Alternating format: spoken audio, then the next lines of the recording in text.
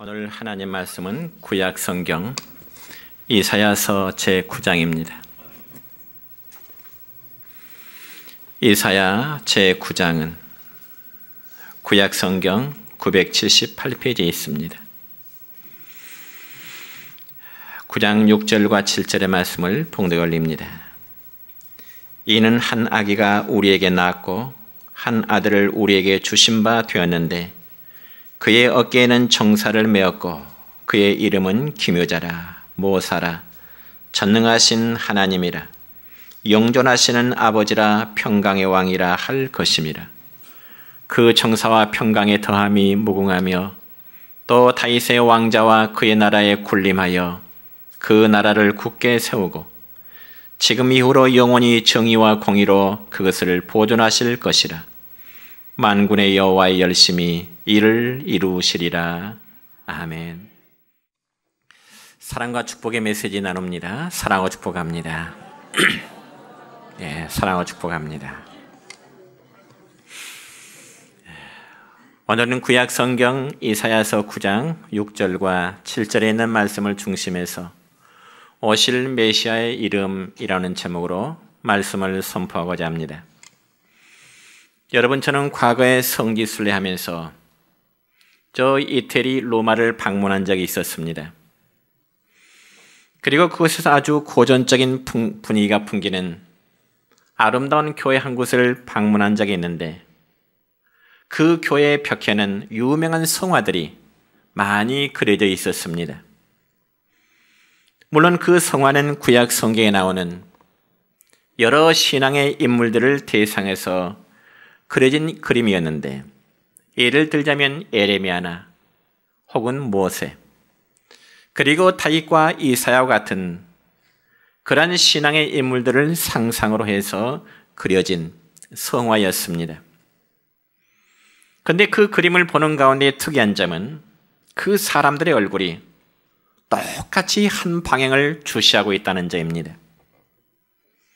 그리고 그 건너편에는 예수님의 얼굴이 그려져 있었습니다. 그러면 벽에 그려진 그 그림의 의미가 무엇일까? 그 그림을 보면서 저는 생각할 때 구약 성경에 나타난 여러 인물들이 메시아로 오실 예수 그리스도의 출현을 바라보고 있지 않겠는가, 그렇게 이해를 했는데, 역시 그 그림을 설명하는 가이드 역시도 그렇게 설명을 하고 있었습니다. 구약의 모든 선자들이 오실 예수님을 바라보고 기다리고 있다는 죄입니다. 여러분, 얼마나 놀라운 사실입니까? 그래서 이사야 선자는 예수님이 오시기 전 약 700년 전에 엄청난 예언을 하게 됩니다.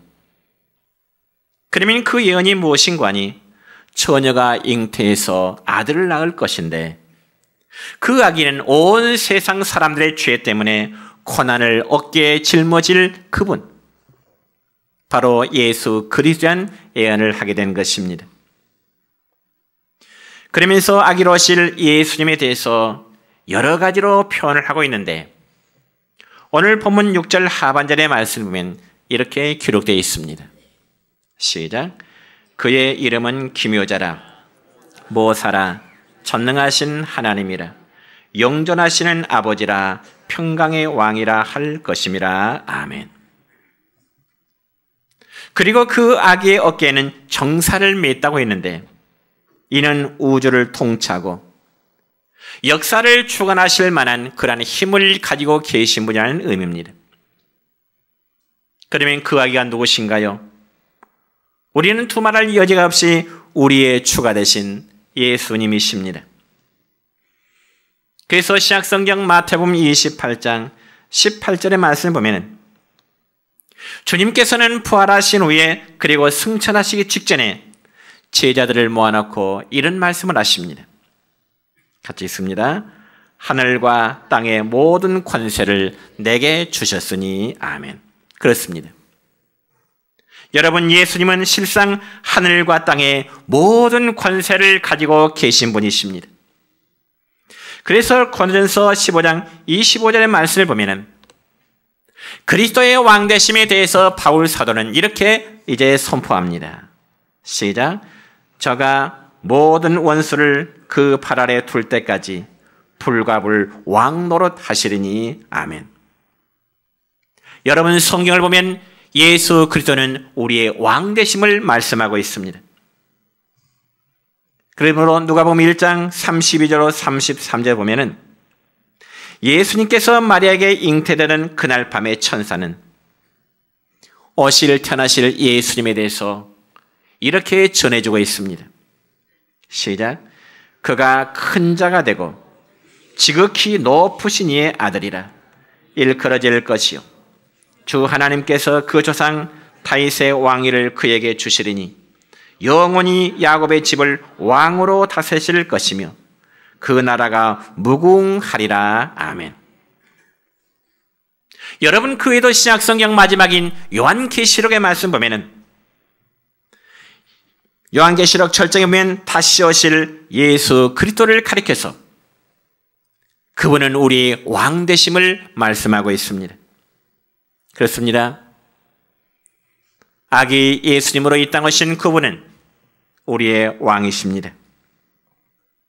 그래서 신약성경 마태복음 25장의 말씀을 보면 예수님께서 다시 오실 최후의 영광스러움을 묘사할 때 바로 그때는 예수님께서 왕의 모습으로 모든 천사들과 함께 하나님의 백성들을 거느리고 오신다고 말씀하고 있습니다.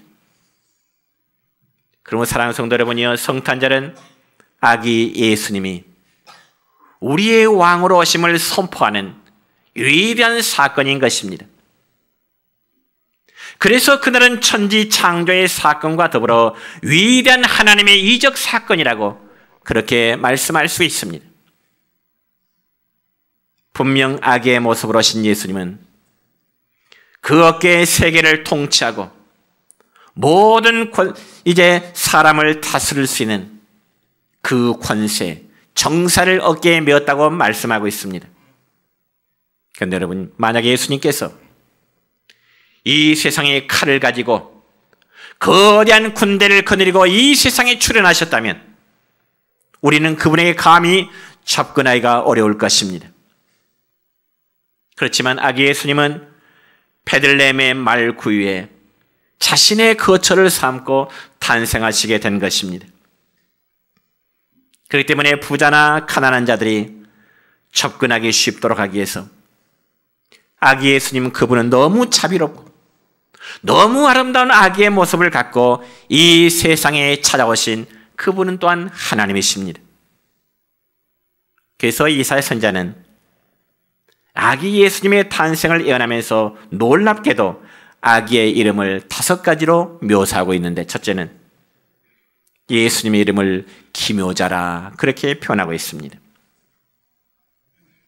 기묘자란 말은 아주 놀랍다 혹은 훌륭하다는 뜻입니다. 원더풀이죠. 여러분, 우리 모두는 아기 예수님의 정체에 관해서 그리고 예수님의 존재에 관해서 놀랍다는 단어 외에는 다른 말로 설명할 길이 없습니다. 분명히 예수님의 탄생이 여러분 얼마나 놀랍습니까? 예수님의 탄생은 성령님을 통해서 처녀 마리아의 몸에서 탄생하셨더니 그것이 바로 생리학적으로 정말 타당하느냐 하는 문제입니다. 여러분, 아이를 낳으려면 분명 남녀의 관계를 통해야만이 아이가 생길 수 있는 것인데 어느 날 갑자기 처녀의 몸에서 아이가 생겼다는데 놀라지 않을 만한 사람이 과연 어디가 있겠습니까?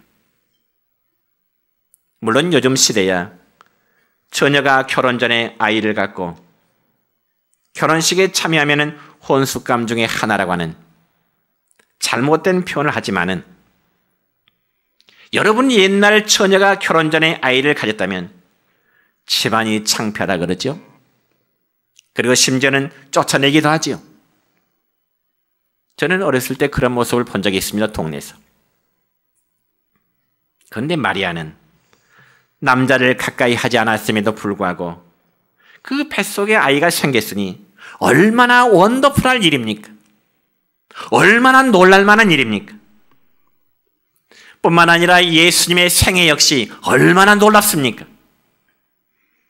예수님은 수많은 이적과 기적으로 병든 자를 치료하시고 죽은 자를 살리시며 심지어는 바다의 큰 풍랑도 잔잔케 하시는, 자연까지라도 예수님의 말씀 한마디에 복종하는 그런 이적을 행하셨습니다. 뿐만 아니라 예수님의 사랑과 가르침 앞에 수많은 사람들의 생애가 변화되어졌습니다. 더 나아가서 여러분이요, 예수님의 죽으심과 예수님의 부활하심은 얼마나 놀랄만한 사건입니까? 이건 인간의 지식으로는 답을 얻을 수 없는 정말 신비스러운 사건입니다. 여러분, 죽었다가 다시금 살아난 부활의 사건을 이 과거로는 답을 얻을 수가 없습니다. 그리고 여러분, 예수님의 승천을 한번 상상해 보세요. 그리고 다시 오실 예수님의 재림을 한번 상상해 보세요. 한마디로 너무나 놀랍게 원더풀한 사건입니다. 여러분, 세상 끝날 우리 주님은 영광 중에 천군 천사를 거느리고요, 천지와 우주와 역사를 심판하시기 위해서 분명히 주님은 다시금 재림하시게 됩니다. 그러니 이사야 선지자가 아기 예수님을 소개하면서 그 이름을 기묘자라 이렇게 표현하는 것입니다. 여러분들의 생애도 예수님으로 인해서 놀랍고 경이로운 일들이 일어나기를 주의 이름으로 축원합니다. 그리고 두 번째로 예수님의 이름을 모사라 그랬습니다. 여러분, 모사라고 하는 어감이 좀 좋지 않게 들리지요. 예를 들어 어떤 사람을 지칭하면서 저 사람은 참 모사꾼이야, 아마 굉장히 기분 나빠할 것입니다. 왜냐하면 모사라고 하는 우리 말의 뜻을 찾아보니까요, 모사란 간사한 꾀를 내어서 사람을 속이며 희롱하는 행위, 이렇게 표현되었더라고요. 그러면 우리 예수님이 꾀를 내어서 사람들을 속이는 그런 행위를 하셨을까요? 이게 바로 우리 한글 성경의 난해점입니다. 그러나 영어 성경에 보니까 이 모사라는 단어의 의미를 더 확실하게 표현했는데 바로 카운셀러, 즉 상담자라는 의미로 쓰여져 있습니다. 이 모사라는 말을 우리가 어감이 안 좋지만은 상담자 뜻의 전달이 아주 쉽게 표현되지요. 그래, 왜 이렇게 좋은 의미의 단어가 있는데 어렵게도 모사라는 그런 의미를 썼을까요? 이것은 성경 번역 당시에 우리나라의 상담자의 제도가 있었다면 아마 이 말을 이해했을 것인데, 성경 번역 당시에는 우리나라에 상담자의 제도가 없었습니다. 그래서 지혜를 가지고 문제를 풀어주는 놀라운 분이라는 의미로 모사라는 단어가 쓰여지게 된 것입니다. 그러나 오늘날 우리는 이 단어를 잘 이해할 수 있게 됩니다. 사랑하는 성도 여러분이, 오늘날 우리 시대는 얼마나 많은 상담자가 필요로 하는지를 모릅니다. 불안하기 때문에 상담자가 필요하고요, 고독하기 때문에 상담자가 필요한 현실입니다. 그런데 현대 상담 심리학의 가장 커다란 문제는 상담의 효과가 없다는 점입니다. 왜냐하면 진정한 상담자가 없기 때문에 그렇습니다. 그리고 설사 상담을 받는다 할지라도 상담을 받고자 하는 사람이 이미 자신의 마음속에 답을 정하고 가기 때문에 상담의 효과가 필요성이 없다는 것입니다.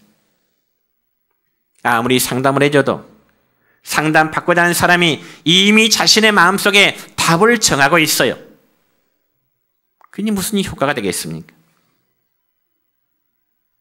그럼 우리 인생의 진정한 상담자는 예수 그리스도 뿐이심을 믿으시길 바랍니다.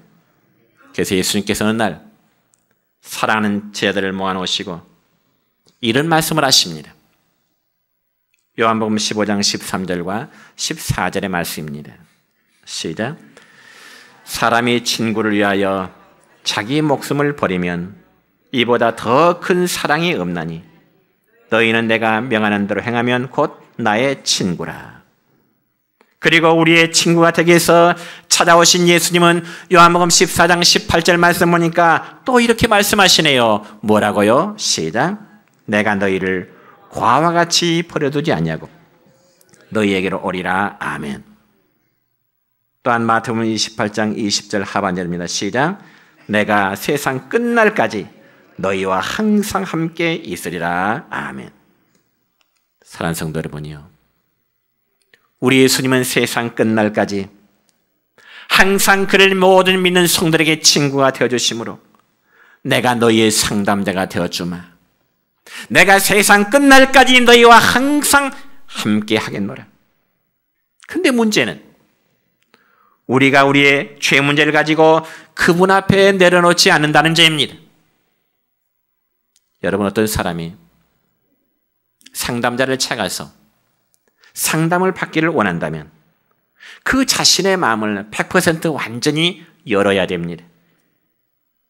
이는 마치 환자가 치료받기를 원한다면 자신의 아픈 부분이 의사에게 세밀히 말하는 것과 마찬가지입니다. 의사에게 치료받기를 받으러 갔으면서 아픈 것이 있는데 부끄러운 부분이니까 말을 하지 않는다면 치료가 될 수 있을까요? 불가능합니다. 그와 마찬가지로 예수님은 우리의 친구가 되어주신다고 말씀하시고 내가 너희의 진정한 카운셀러, 즉 상담자가 되어주신다고 말씀하십니다. 그니 예수 믿는 성도라면 그분 앞에 우리의 고민을 털어놓아야 될 줄로 믿습니다. 애로면 애롭다고 고백해야 될 것이고요, 마음에 아픔이 있다면 아픔을 그분 앞에 토로해야 될 것입니다.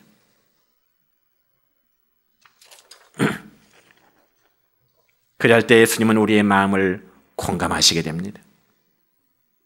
그리고 고독과 아픔과 불안과 절망을 아시게 되는 거죠.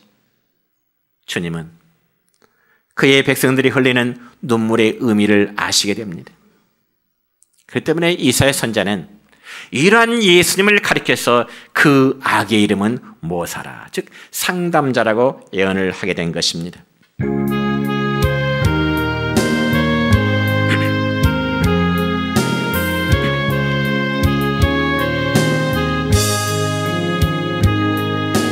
예수 우리 왕이요 이곳에 오셔서 우리가 왕께 드리는 영광을 받아 주소서. 우리는 주님의 백성, 주님은 우리 왕이라. 왕이신 예수님 오셔서 좌정하사 다스리소서. 예수 우리 주시오 이곳에 오셔서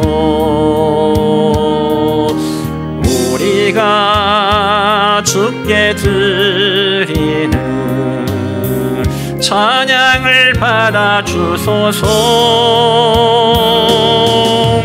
우리는 주님의 종들, 주님은 우리 주시라. 주 대신 예수님 오셔서 이 찬양을 받아 주소서.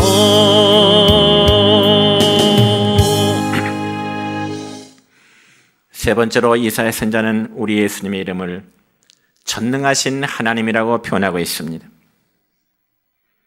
여러분, 예수님이 아기의 예수님으로 우리 가운데 오심은 평범한 아기가 아니라 그 본질에 있어서는 하나님과 동일한 분이십니다. 그렇기 때문에 신약성경 빌립보서 2장 6절의 말씀 보면은 이렇게 기록되어 있습니다. 시작. 그는 근본 하나님의 본체시나 하나님과 동등됨을 취할 것으로 여기지 아니하시고. 아멘. 그러니까 거룩하신 하나님이 사람의 모습으로 오셨는데 그 모습은 바로 아기의 모습으로 오셨고 그 아기가 바로 예수님이라는 사실입니다. 믿으십니까? 그래서 요한복음 1장 18절의 말씀을 보면 사도 요한은 예수님에 대해서 이렇게 말합니다. 시작. 본래 하나님을 본 사람이 없으되 아버지 품속에 있는 독생하신 하나님이 나타내셨느니라. 아멘. 이 얼마나 놀라운 하나님이십니까? 참으로 아기로 오셔서 나사렛 땅에 조용히 자라신 예수님이지만은 세상 사람들은 그를 향하여 전능하신 하나님으로 믿게 된다는 것입니다. 또한 예수님은 저 유대 땅 이스라엘 떠나서 해외여행 한번 다녀본 적이 없으시지만은 온 세상은 예수님에게 결정적인 영향을 받고 있는 것입니다. 그리고 예수님은요, 한편의 시도 쓴 일 없지만은 전 세계 절대 다수의 위대한 시들은 다 예수님에게 바쳐지고 있습니다. 그뿐만 아닙니다, 여러분. 예수님은 한편의 음악을 착고한 일이 없지만 이 세상의 가장 위대한 음악은 아기 예수님에게 바쳐지고 있습니다. 또한 가장 위대한 영화도 바로 아기 예수님 앞에 바쳐지고 있습니다. 어디 그뿐일까요? 예수님은 오늘날 정치인들처럼 어디서 선거운동 한번 해보지 않으셨지만 이 세상에서 가장 많은 사람들이 예수님을 믿고 따르고 있는 것입니다. 왜 그럴까요? 바로 그분은 전능하신 하나님이시기 때문에 그렇습니다. 또한 예수님은 단 하나의 예배당도 지은 일이 없지만은 전 세계는 예수님을 예배하는 처소로 가득 차 있습니다. 그래서 예사선자는 아기로 오실 예수님을 향하여 그분은 전능하신 하나님이라고 표현하고 있습니다. 성도 여러분, 예수님은 지금도 살아 계십니다. 그분은 저와 여러분의 하나님이십니다. 그분은 하나님의 구세주이시고요, 우리의 희망이시고 산성이시며 그분은 우리의 해답을 주시는 분이십니다. 그래서 여러분, 예수님이 이 땅에 오시자 세상의 역사는 두 조각으로 나뉘어지게 되는 것입니다. 즉 세상의 역사는 예수님이 오시는 날을 기준으로 해서 BC와 그리고 AD의 역사로 나누어지고 있습니다. 다시 말씀드려서 우리는 BC를 기원전 그렇게 말합니다. 즉 before Christ입니다. 예수님의 전이죠. 그러므로 역사란 단어를 여러분 죄송합니다. 역사란 단어를 영어로 하면 history라고 합니다. 히스토리란 말은 his 그의 스토리 이야기입니다. 그러니까 예수님에 관한 이야기가 뭐냐? 바로 역사입니다. 그래서 예수님은 전능하신 하나님이 되시어 역사의 주관자가 되심을 믿으시기 바랍니다. 네 번째로 예수님의 이름은 영존하시는 아버지라고 표현되어 있습니다. 여러분, 이사야 선자는 아기 예수님을 가리켜 이제는 아버지라고 표현하고 있습니다. 왜냐하면 아버지가 아기로 되셔서 오셨기 때문에 다시금 원 위치의 개념으로 말하는 것입니다. 저는 성경을 묵상할 때마다 제 자신이 하나님을 아버지로 표현한다는 사실이 얼마나 놀라운지 모릅니다. 여러분, 실제로 하나님을 신이라고 부르는 사람의 신앙과 하나님을 아버지로 부르는 사람의 신앙에는 마치 사망과 생명만큼이나 커다란 차이가 있습니다. 여러분은 하나님을 아버지라고 부를 때 행복감을 느껴보셨습니까? 특별히 어렸을 때 아버지를 일찍 여인 자녀들은요, 돌아가신 아버지란 단어를 많이 불보지 못함을 굉장히 아쉽게 생각합니다. 물론 저는 20대 아버지 돌아가셨음에도 불구하고 그 아버지라는 음성을 더 부르고 싶어하는 마음이 있어요. 물론 어머니를 일찍 여인 처녀들 역시 엄마라는 단어가 나오면 눈물을 적시게 되죠. 그러면 우리에게 아버지와 어머니의 존재는 어떤 의미가 있을까요? 그분들은 자녀들에게 힘이 되는 유일한 분들입니다.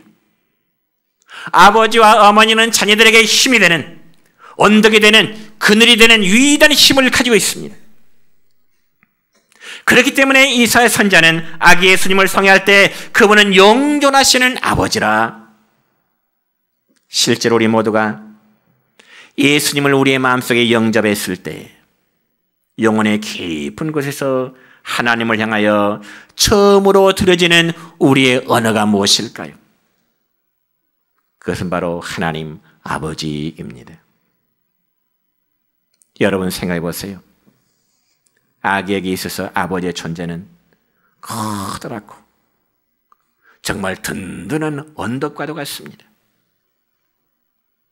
그래서 우리는 하나 앞에 기도할 때 예수님이 가르쳐주신 대로 하늘에 계신 우리 아버지여, 가장 먼저 우리의 힘이 되시고 내 삶의 언덕과도 같은 그 하나님을 부를 때 하나님 아버지, 그렇게 부르게 된 것입니다.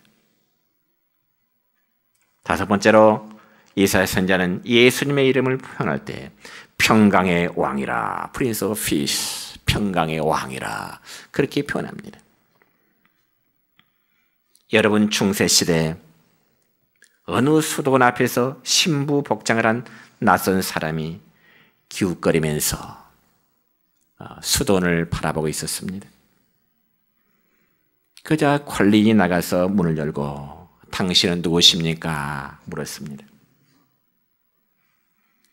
그때 신부 복장을 한 사람이 답변하기를, 저는 지금 평화를 찾기 위해서 찾아다니는 단테라는 사람입니다. 단테, 그러면 유명한 하나의 문학가지요. 단테 신곡이라든지 또 신라곤이라든지 유명한 문학가입니다. 그래서 단테라는 사람은 수도원에 머무는 가운데 어느 날 성경을 읽다가 드디어 평화를 발견하게 되었습니다. 물론 그 평화의 발견은 바로 예수님을 통해서 발견하게 된 것입니다. 여러분, 우리가 신약성경 누가복음 2장 14절의 말씀을 보면 예수님께서 탄생하신 그날 밤에 하늘에 있는 천사들은 아기 예수님의 탄생에 대해서 이렇게 노래를 하게 됩니다. 뭐라고 노래할까요? 시작. 지극히 높은 곳에서는 하나님께 영광이요, 땅에서는 하나님이 기뻐하신 사람들 중에 평화로다. 아멘. 그런데 여러분, 우리가 이 말씀은 좀 조심스럽게 이해를 해야 됩니다. 흔히 사람들은 이 말씀을 줄여서 하늘에는 영광, 땅에는 평화라는 말한데, 정말 아기 예수님이 이 세상에 오심으로 이 세상에 진정한 평화가 있을까요? 중동이 요즘 굉장히 긴박합니다. 우리나라의 남북한이 굉장히 긴박합니다. 긴장 상태입니다. 그럼에도 주님이 오심으로 이 지상의 모든 평화롭다고 말할 수 있을까요? 분명히 예수님이 오신 뒤로도 이 땅에는 전쟁과 고통과 기근은 사라지지 않고 있습니다. 여전히 계속됩니다. 그리고 예수님이 다시금 재림하실 때까지 이 지상에는 전쟁, 기근, 괴로움이 여전히 계속될 것입니다. 그렇기 때문에 그 속에 눈물과 탄식도 있게 됩니다. 그렇지만 평화의 왕이신 예수 그리스도를 영접하고 하나님 안에서 기뻐하심을 입은 사람들 중에는 마음의 내적인 평화가 있게 되는 것입니다. 비록 세상은 요란스럽지만 그럼에도 불구하고 우리의 마음은 그리스도로 인해서 평안함을 얻게 된다는 것입니다.